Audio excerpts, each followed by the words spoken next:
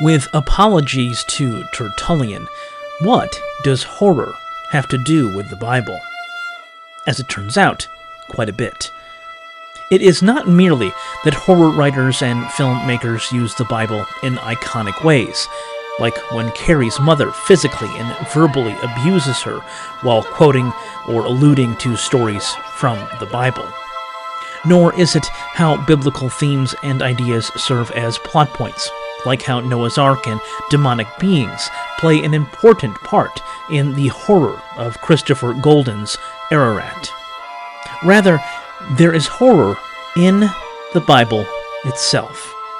Monsters stalk its pages, ghostly apparitions flutter and float in its prose, and demons poke and prod in its poetry. But even seasoned readers of the biblical text may miss these entities, thereby making Esther Hamori's book, God's Monsters, vengeful spirits, deadly angels, hybrid creatures, and divine hitmen of the Bible, an insightful and necessary read.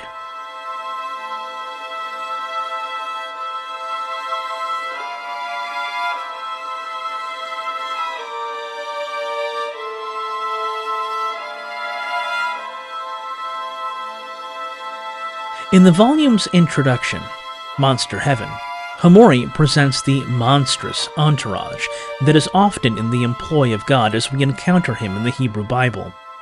Noting the characteristics that monsters tend to share, gigantism, superhuman strength, and so on, she describes the biblical God as the monster of monsters, and explains that so many of the Bible's monsters are sent by the deity to do his bidding, often in the form of retribution and horrific punishment.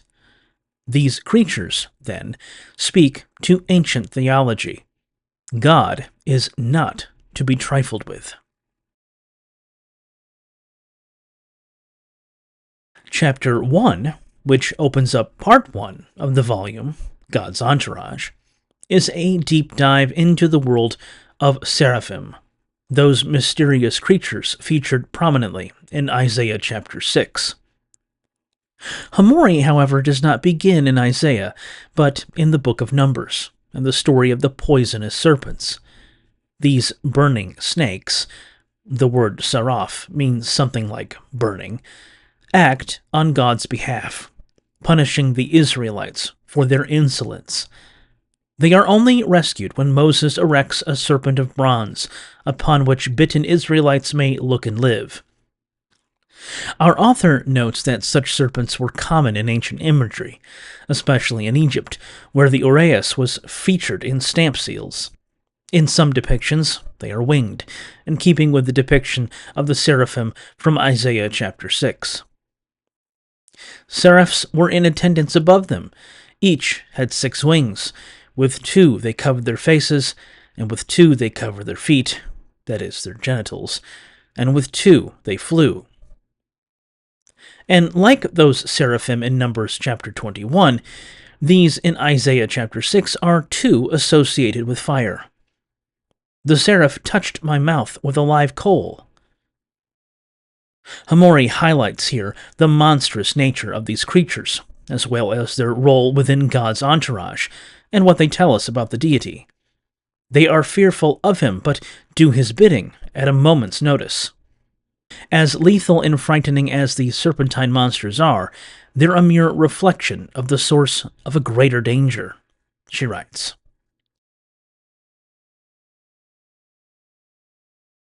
In chapter 2, Hamori considers cherubim, creatures that make their first appearance in Genesis chapter 3.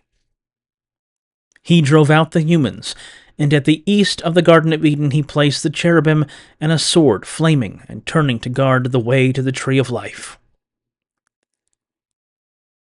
These creatures are apparently part of a family of hybrid guardian monsters found all over ancient Southwest Asia and the Mediterranean. The hybridity stems from descriptions of these entities from texts like Ezekiel chapter 1, wherein a single cherub has multiple faces and mismatched bodily features. A human hand here, calves' feet there, and wings to boot.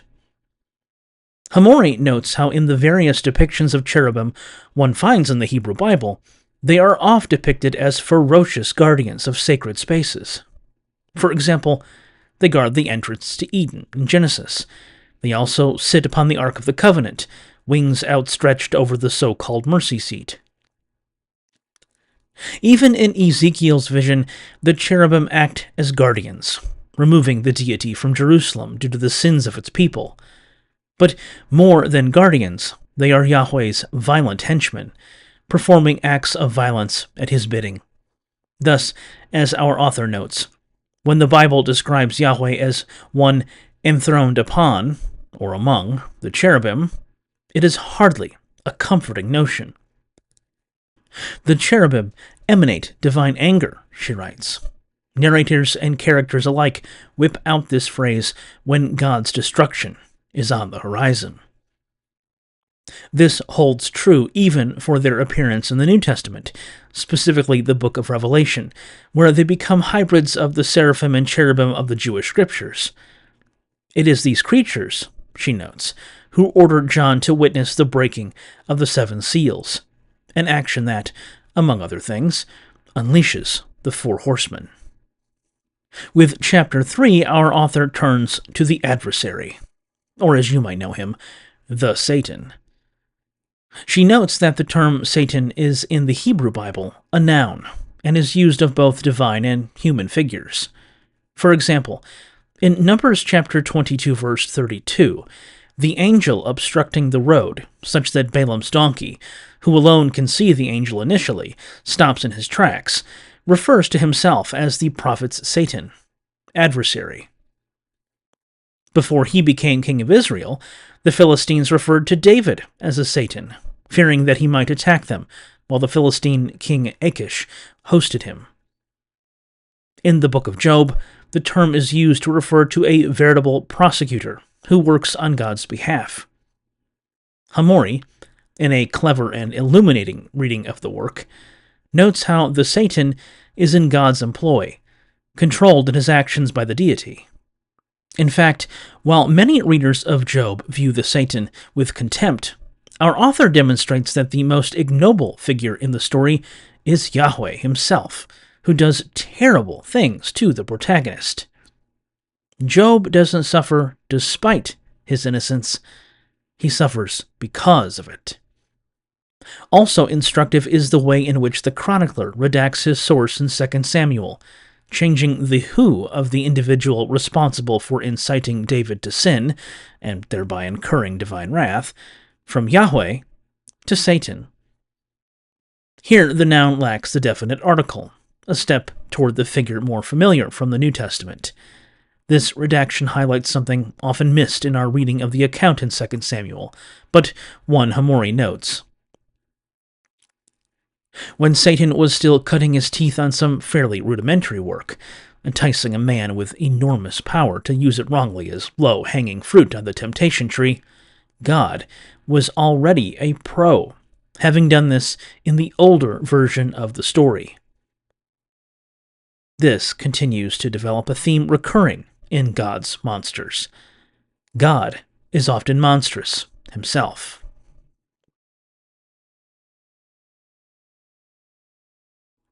Angels become the main subject of chapter 4, the most ruthless of God's soldiers, the deadliest of all his divine hitmen. Hamori surveys both the Hebrew Bible and the New Testament in examining these beings, noting that they are shape-shifting realm crossers who appear human but are nothing short of alarming. For example, the Destroyer is the name of an entity that delivers the final plague in Exodus, the killing of the firstborn. Our author notes that in Exodus, this Deathbringer isn't referred to as an angel, but later traditions tie the plagues to a company of destroying angels who do the deity's bidding. And the Destroyer shows up in 1 Chronicles chapter 21, verse 15, where it is explicitly an angel.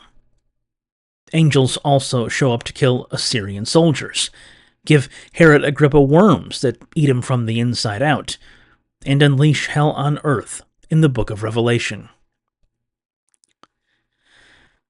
Angels, Hamori observes, are a lot like us in that they can be both benevolent and malevolent, comforting and dangerous. There's no angel of death in the Bible, she writes, because every angel who shows up might have come as an angel of death.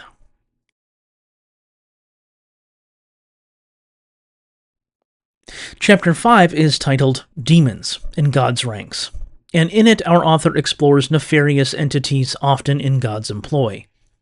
In the Hebrew Bible, demons are simply a manifestation of deadly power, she writes. Lamenting the ways in which many English translations gloss over Hebrew nouns that likely referred to demonic entities, Hamori gives readers a panoply of names marking these wicked beings. Dever, Ketev, Mavet, Abaddon, and more. The first two, Dever and Ketev, make an appearance in Psalm 91. For he will deliver you from deadly Dever. You will not fear Ketev that stalks in darkness. Our author quips that while the psalm is often called a psalm of assurance, it is assuring in about the same way as a parent telling a kid, there is definitely a monster under your bed, but I won't let it get you.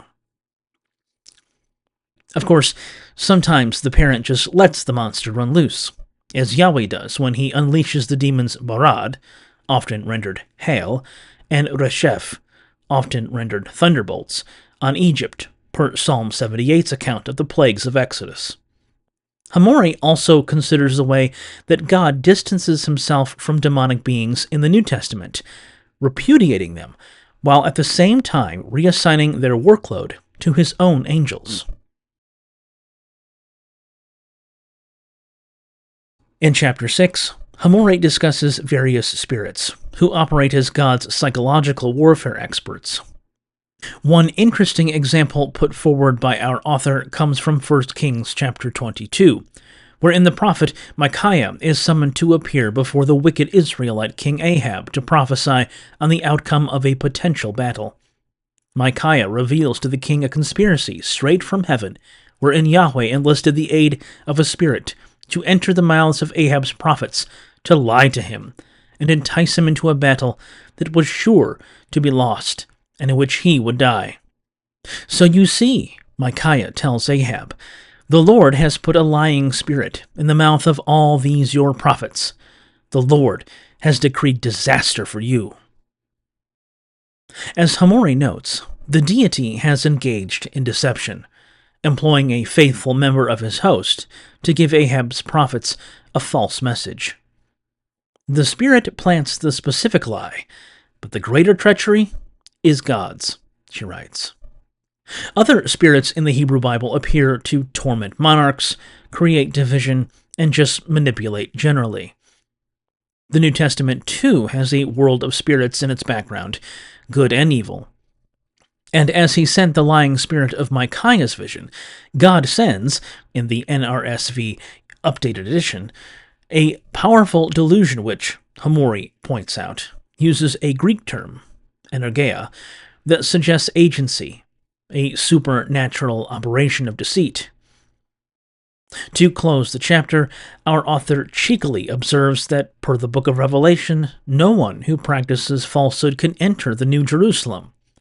This, she quips, could pose a problem for the Almighty. Chapter 7 opens up part 2 of God's monsters, the monsters beneath, and looks at one of the Bible's more interesting creatures, Leviathan, the sea monster. She notes that the creature tends to have a singular function in biblical narrative. The primary role of the sea monster in the Bible is not to kill, but to be killed.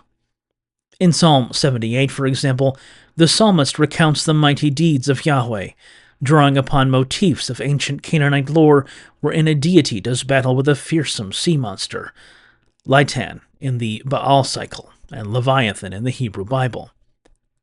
The so-called twisting serpent may be God's foe in texts like Isaiah chapter 27, verse 1, but others suggest that Leviathan is God's pet and even the pinnacle of creation. Leviathan is profiled by God in his diatribe against Job, and Hamori draws comparisons between the deity's description of the beast with what we find in a genre of ancient poetry known as wasif. Such poetry often extol the physical prowess or attractiveness of someone as an expression of intimate knowledge and passionate love. In Job chapter 41, it is this dragon that the deity adores, and to whom he is most loyal. In Chapter 8, Hamori surveys those texts that discuss shades, ghosts, and other living dead. Since the afterlife in ancient Israelite religion was nothing like what we find in later Christian tradition, we sometimes overlook just how strange it can be. The shades are the dead who end up in the underworld, never to return.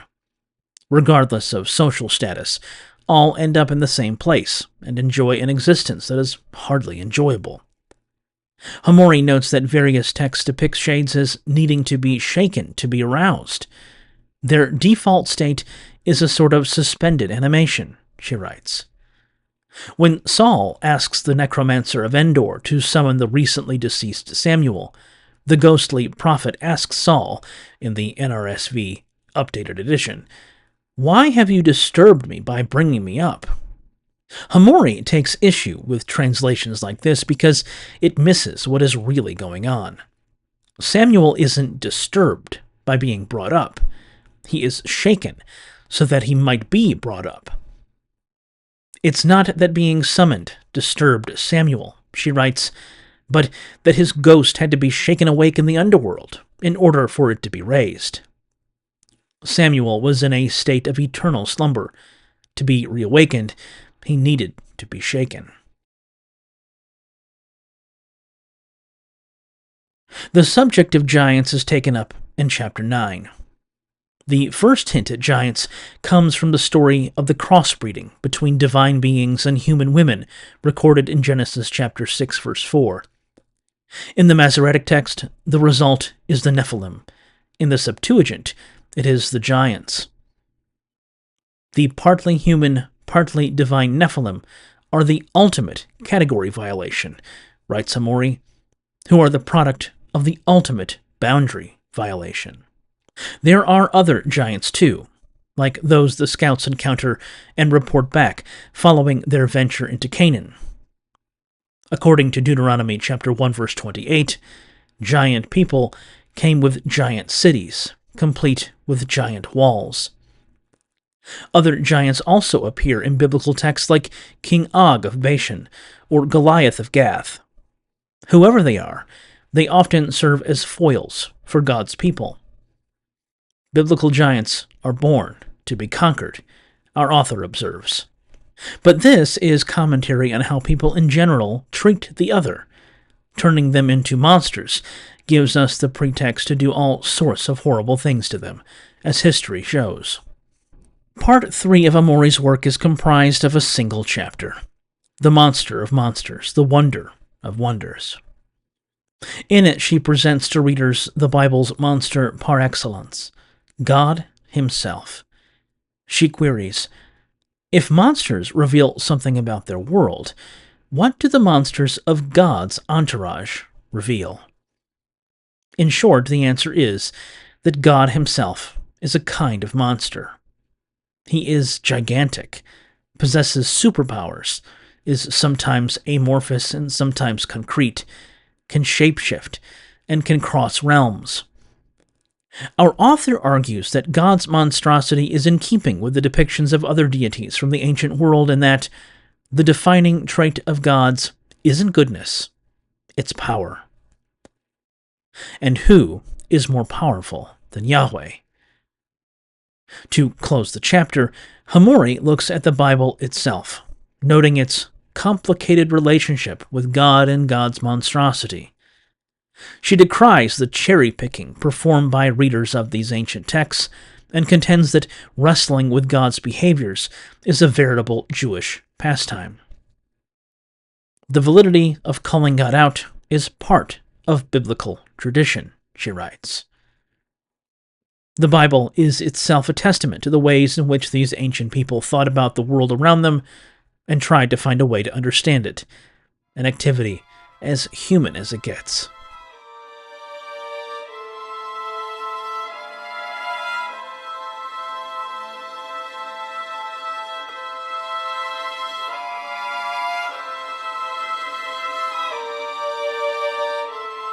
I must confess that it took me a lot longer than I anticipated to read God's Monsters.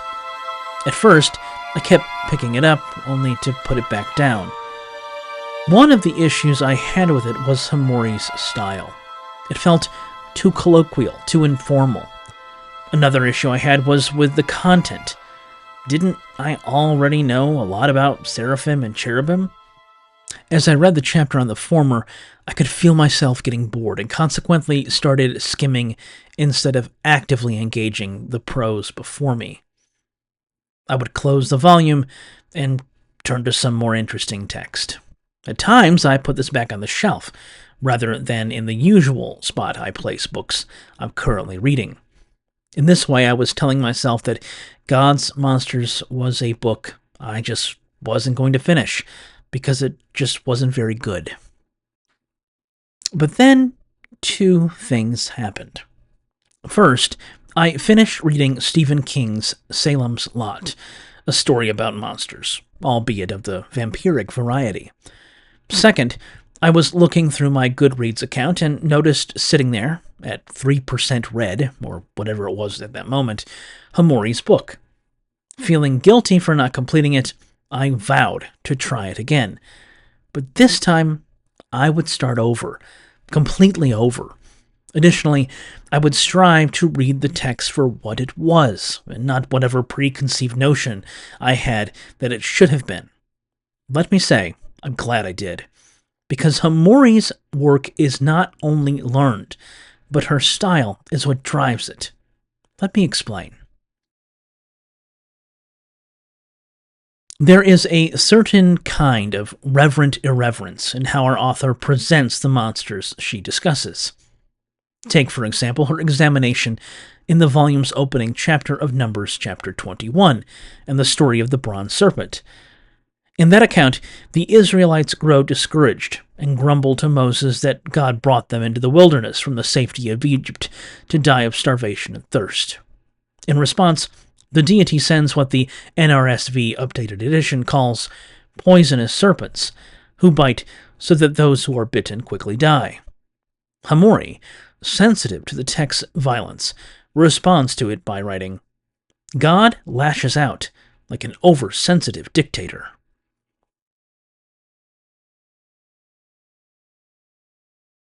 Drawing comparisons to Alfred Hitchcock's The Birds, she also notes that these seraphim snakes, an arguably more accurate rendering of the underlying Hebrew, are an unnatural bunch, an element pivotal to the plot, since it depicts the attack as something only God is able to direct. She even calls into question the deity's instruction to Moses to create a bronze image of a seraphim snake that, when looked upon, can heal those who have been bitten. What sort of resolution is that? She queries. Many more examples of what I have dubbed reverent irreverence appear in God's Monsters, and they reach their zenith in the volume's final chapter. There, Hamori lets God have it.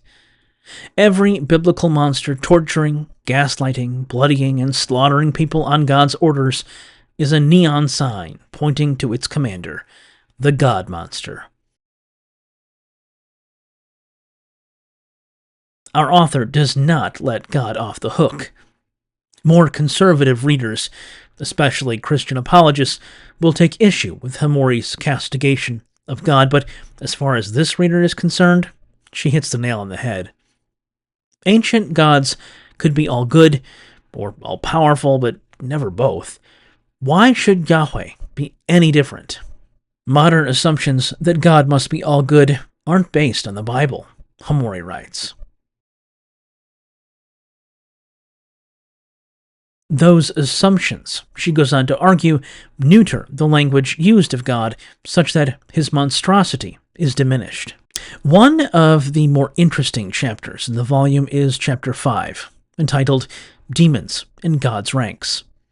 To be clear, our author is not referring to Satan, having already covered him in chapter 3. Spoiler alert, in the Hebrew Bible, he is not generally a diabolical figure. Instead, Hamori covers a host of demonic entities, whose existence is often obscured by English translation. For example, in Habakkuk chapter 3, the prophet praises Yahweh and describes a vision wherein the deity makes a grand appearance. In verse 4 he says, "The brightness was like the sun.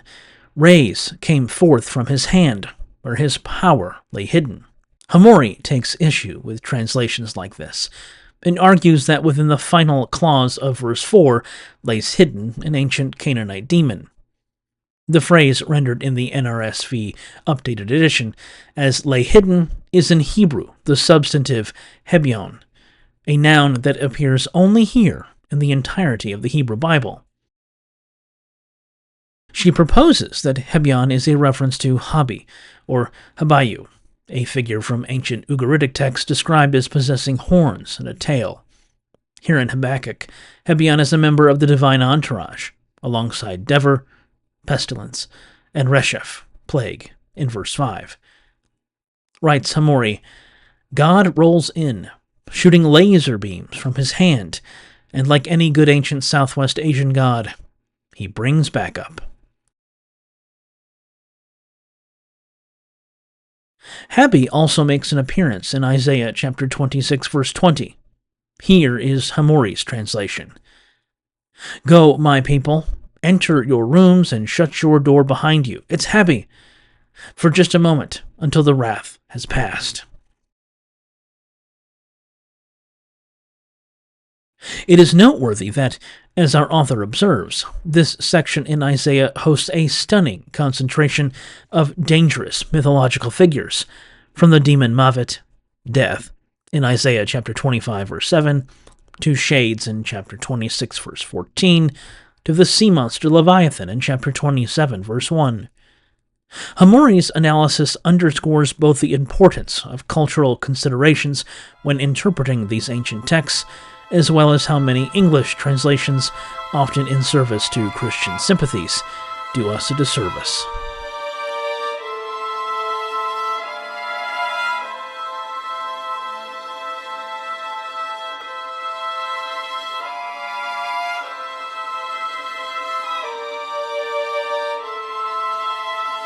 Hamori respects the Bible enough to dig into it and provide an exegesis that is historically and linguistically informed.